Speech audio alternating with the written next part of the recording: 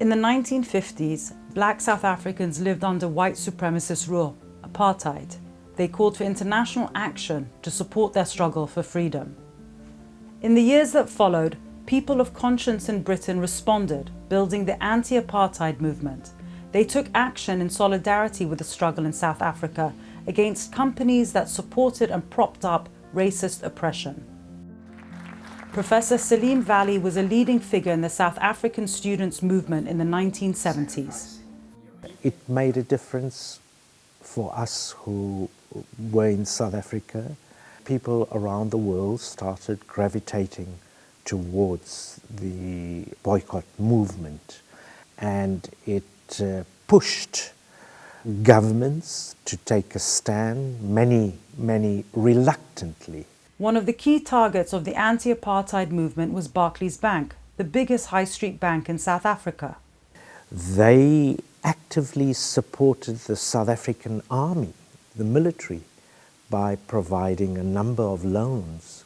They produced a range of booklets, incredible guidelines to immigrate to South Africa, of course for white people. And I can go on. So they are really complicit in our oppression. From 1970, campaigners demanded that Barclays end its support for apartheid. Across Britain, people organised regular pickets of Barclays branches, calling for a boycott of the bank. Eventually it worked, and in 1986, Barclays withdrew from South Africa.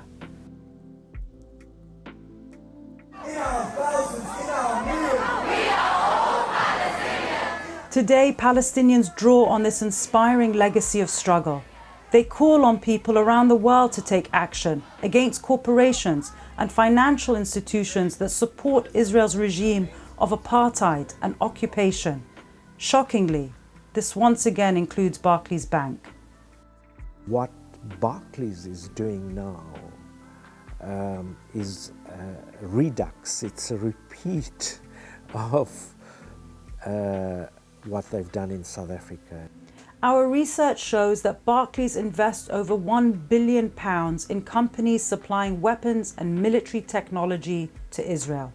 This includes Elbit Systems, who make deadly equipment such as drones, which are used in Israel's repeated bombing of the besieged Gaza Strip. I think really people need to be outraged. It's making money out of people's blood and pain. There is absolutely no justification. Once again, Barclays is banking on apartheid. We demand that Barclays stop facilitating Israel's crimes against Palestinians. The struggle against apartheid is not over. It's alive and well in another country.